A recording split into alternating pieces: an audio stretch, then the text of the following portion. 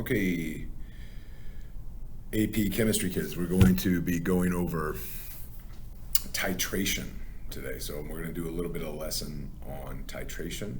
And today's lesson is going to focus on acid-base titration. And we'll do another one that focuses on redox titration. But essentially it's the same thing. And all titration is a lab technique to get data, and then what you do with that data is just stoichiometry. So it's really just a stoichiometry, like if it's on a test or a quiz, a titration question is just a stoichiometry question.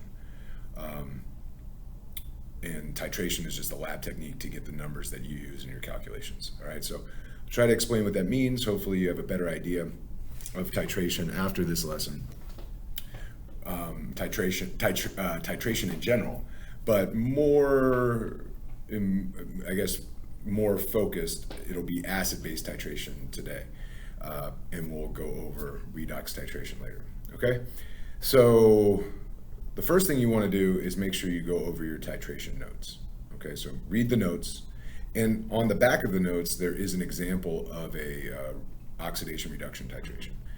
So if you want a better understanding of redox titration, look at the back of the titration notes that you got, okay? So again, those titration notes look like this, right? Not those, this, okay? So titration, this will kind of explain what to do. I'm going to go over some examples of titration problems and what titration actually is. But notice on the back of these notes, there's an example of redox titration, okay? So let's get into it, all right? So again, titration is how we get solution stoichiometry data, okay? So this question, if we look at it, this question could be asked right now on a test or a quiz. You would be responsible for this.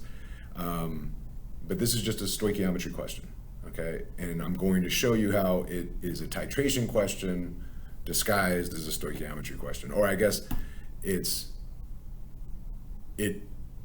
the lab process to figure out these numbers is titration, but then what you do with the numbers is stoichiometry. All right, so let's get into it. So here's the question. Okay, you find that it takes 15 milliliters of a 0.5 molar solution of KOH. All right, so we have a volume and a molarity of a KOH solution, and we find that it takes that much KOH to completely neutralize this volume of acetic acid. And we're trying to figure out the molarity of the acetic acid solution, okay? So this is stoichiometry. Given the amount of one thing, given the amount of KOH, figure out an amount of another thing, figure out an amount of acetic acid, all right? So stoichiometry, all right? Because we're dealing with molarity, you can call it solution stoichiometry. But again, we follow our steps. All right, so we follow our steps for stoich. So know the recipe. All right, so we got an acid-base neutralization reaction. So KOH plus acetic acid yields water and potassium acetate. If you need to know the states of matter, aqueous, aqueous, liquid, aqueous, because acetates and alkali metals are always soluble. So potassium would be a spectator ion here, but acetate wouldn't, because acetate's a weak acid, or acetic acid is a weak acid, so this would not be dissociated. It's aqueous, but it's not dissociated, because it's a weak acid. So this is dissociated, so you would have acetate and K+, but the acetate wouldn't cancel out because it's not dissociated over here. All right, whatever, that's a recipe. And what we need to notice is it's a 1-to-1 mole ratio of acetic acid and potassium hydroxide, okay? So that would be step one, that's our recipe. Given to moles, step two, all right? Well, we were given volume of KOH and molarity of KOH. So liters times molarity gives me moles, all right? Right, that's what we were given up here. 15 milliliters, we got to convert that to liters, so 0.015 liters times the molarity will give us moles of KOH, right? So that's step two, take what you're given and convert it to moles, all right? Step three is the mole ratio. Well, our recipe, it's a 1-to-1 ratio, so that's an easy conversion factor to come up with. 1 mole of acetic acid for every 1 mole of KOH. And then step four for desired units, is we wanted molarity. So after we multiply by this ratio, we'll have moles of acetic acid, and we want the molarity, so we divide by the volume of the acetic acid, and the volume of the acetic acid solution was 10 milliliters. All right, so we divide by 0.01 liters. All right, so this is how the setup would look like. All right, we would take the liters of our KOH solution times the molarity. That would cancel out liters and give us moles of KOH, times the mole ratio, 1:1. We got that from our balanced equation. And then divided by the volume of the acetic acid solution in liters, and that'll give us our molarity. Okay? So that's just a solution stoichiometry acid-base calculation. But let's talk about how this leads to titration, okay? So titration is a lab technique used to get data that we're going to use for our calculation. But so let's talk about what the student did and what titration is. So what measurements were taken to do that problem from above? All right, well, they measured the volume of the acetic acid solution. So we didn't know the molarity of acetic acid, but we did measure out a volume of the solution. So we didn't know the molarity, right? We didn't know how, we knew we had an acetic acid solution, we just didn't know the concentration. So what did we do? We measured out a known volume. So we know the volume, we just don't know the molarity, okay?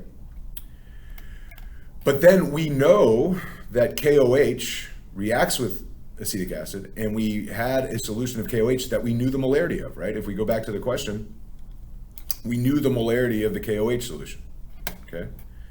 And what they did in lab, and we'll learn how to do this, is they slowly added the KOH solution that they knew the molarity of to the acetic acid solution that they measured out until the reaction was complete, okay? And they figured out that it took 15 milliliters of this solution to completely neutralize 10 milliliters of that solution.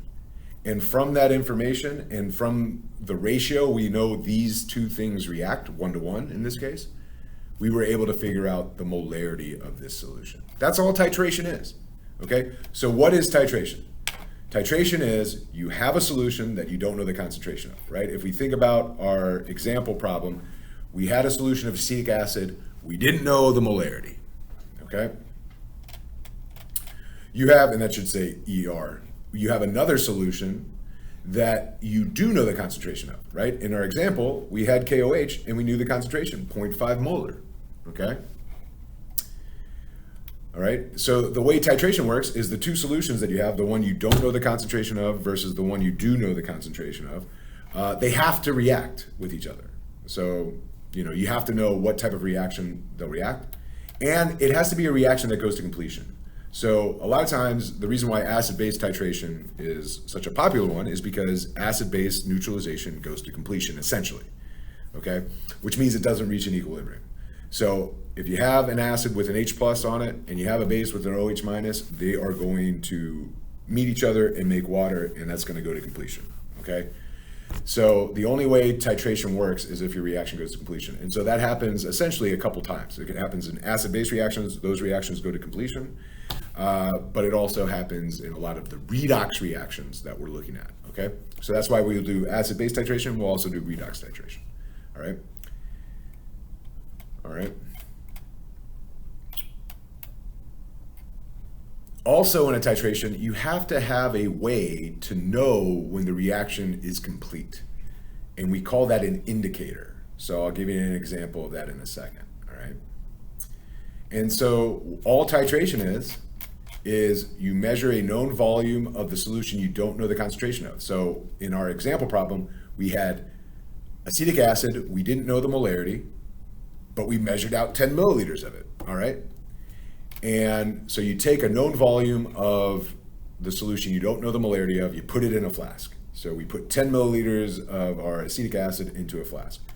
You slowly add the other solution, the solution you know the molarity of, in this example, the KOH, you slowly add the KOH to the solution in the flask, which is our acetic acid solution, until you get the indication that the reaction is complete, okay?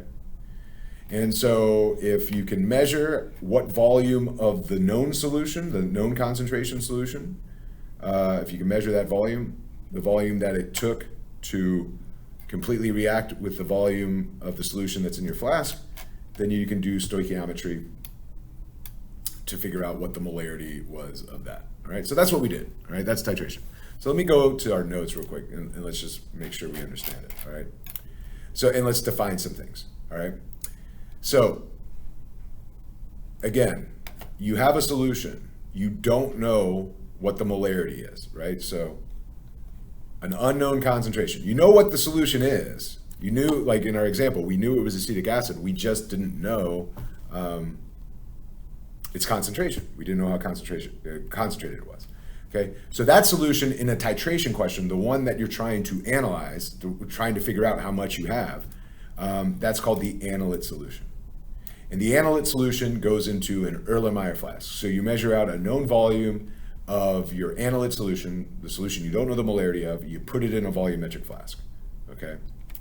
And then what you do is we'll use a burette to slowly dispense the solution you do know the molarity of, which is called the titrant. The titrant is the solution you know the molarity of.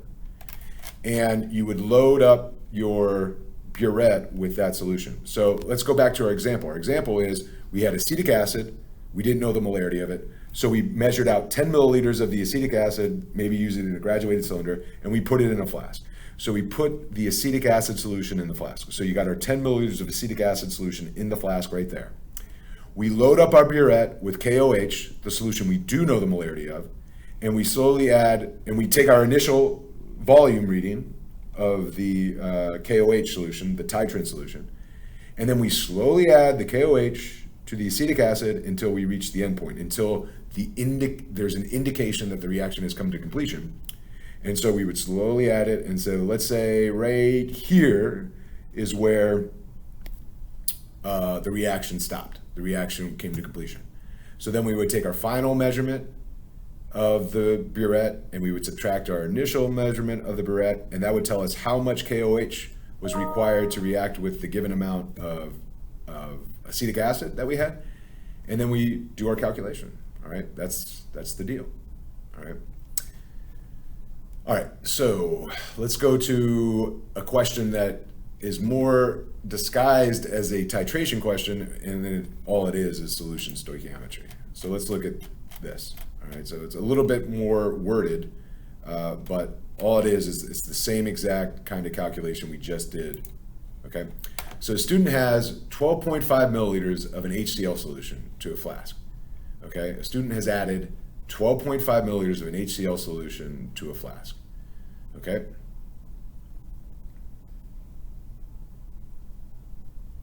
Student has added 12.5 milliliters of an HCl solution to a flask. I should say, that should say and, mixed in a few drops of phenolphthalein. All right, so what we're gonna find out is whenever you do an acid-base titration, you need an indicator. An indicator is a solution that you add to your flask that will change colors as pH changes, okay? So phenolphthalein is a famous acid-base indicator. And when it's in an acidic solution, it's clear, it makes the solution clear. But when the solution's basic, okay, it's pink, okay? So HCl is an acid, so if I take a couple drops of phenolphthalein and I put it in my HCl solution, it's gonna be clear, okay? But what happens to an acid as you slowly add base? The base neutralizes the acid, but eventually, once you run out of acid and then you add one more drop of your base, all of a sudden your solution is going to be basic. All right, so what we're going to be doing is we're going to take our 12.5 milliliters of HCl solution that has the phenolphthalein in it, and we're going to slowly add base to it until the solution goes from clear to pink. And that's going to be our indication that the reaction has stopped. Okay, so phenolphthalein is our indicator. All right. So the student loads a burette with 0.85 molar NaOH. So notice that we do know the molarity of the NaOH solution. And so that's the solution that goes in our burette. And we get the initial reading of the NaOH solution in the burette is 9.86, okay, milliliters. The student slowly adds the NaOH solution to the HCl solution until the color of the solution changes to light pink. That's our indication that the reaction stops. And then they take a final measurement of our burette, 21.95 milliliters, okay? And our goal is to figure out the concentration of the original HCl solution, all right? So we know the volume of the HCl solution, right? We just need to figure out how many moles of HCl are in that volume, and then we'll divide to get the molarity, right? So this is the deal, right? If we want to calculate the molarity of HCl, we need moles of HCl divided by the volume in liters. And so 12.5 milliliters is 0.0125 liters, right? So we figure out moles of HCl, we divide by the volume that it was, and that gives us our molarity, all right? So how do we figure out the volume of NaOH that was required to react with this volume of HCl? Well, we just do subtraction, right? So if we take our final reading of the burette and we subtract our initial reading of the burette, that'll tell us how many milliliters of the NaOH solution was required, okay?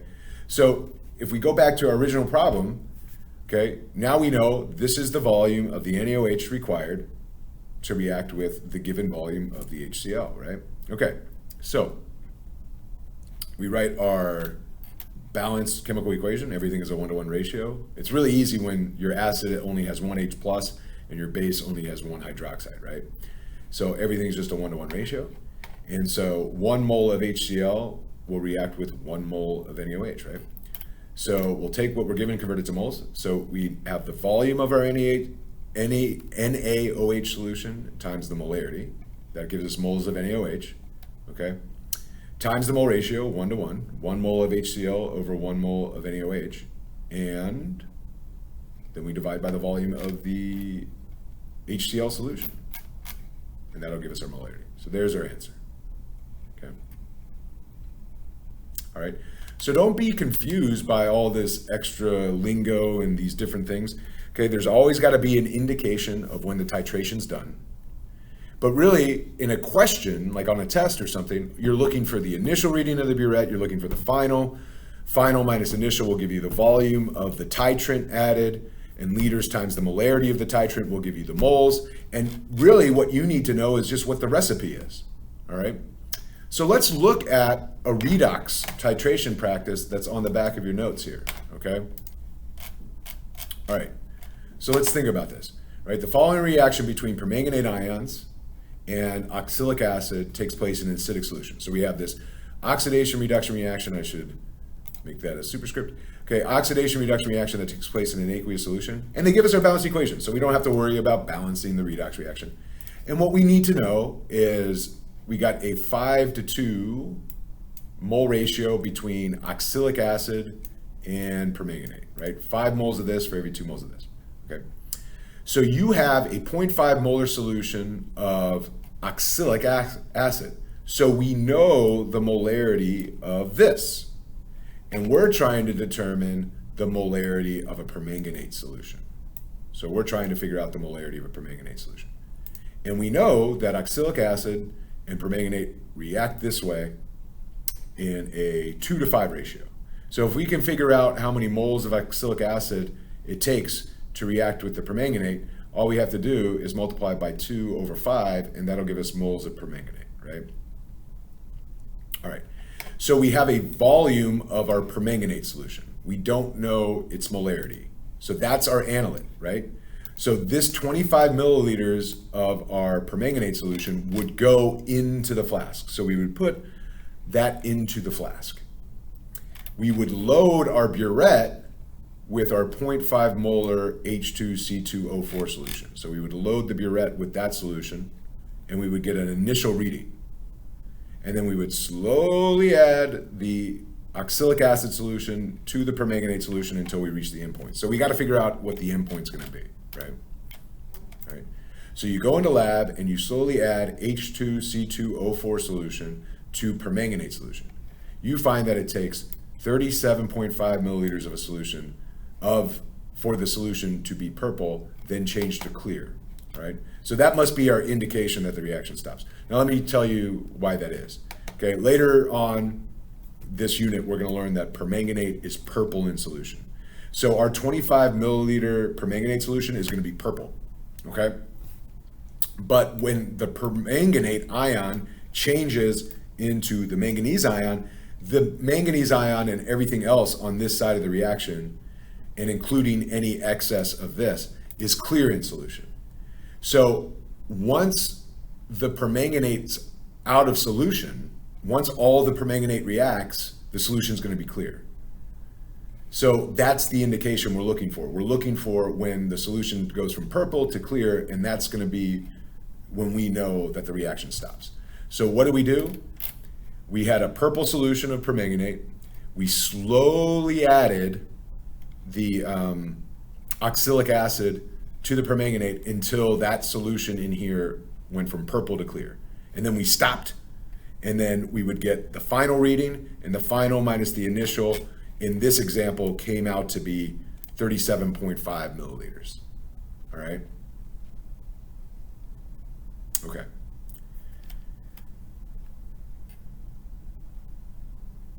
All right. So the volume of the analyte solution that we started with was 25 milliliters, okay? The molarity of the titrant solution was given to us, okay? The mole ratio, 2 to 5. We have our balanced equation, okay? And the indicator, all right? We went from purple to clear, and that was our indication that permanganate had all reacted up. It's all done, all right? So the calculation would be take our volume of the analyte solution, or sorry, not the analyte, the titrant solution, and multiply by the molarity. Liters times molarity will give me moles of oxalic acid.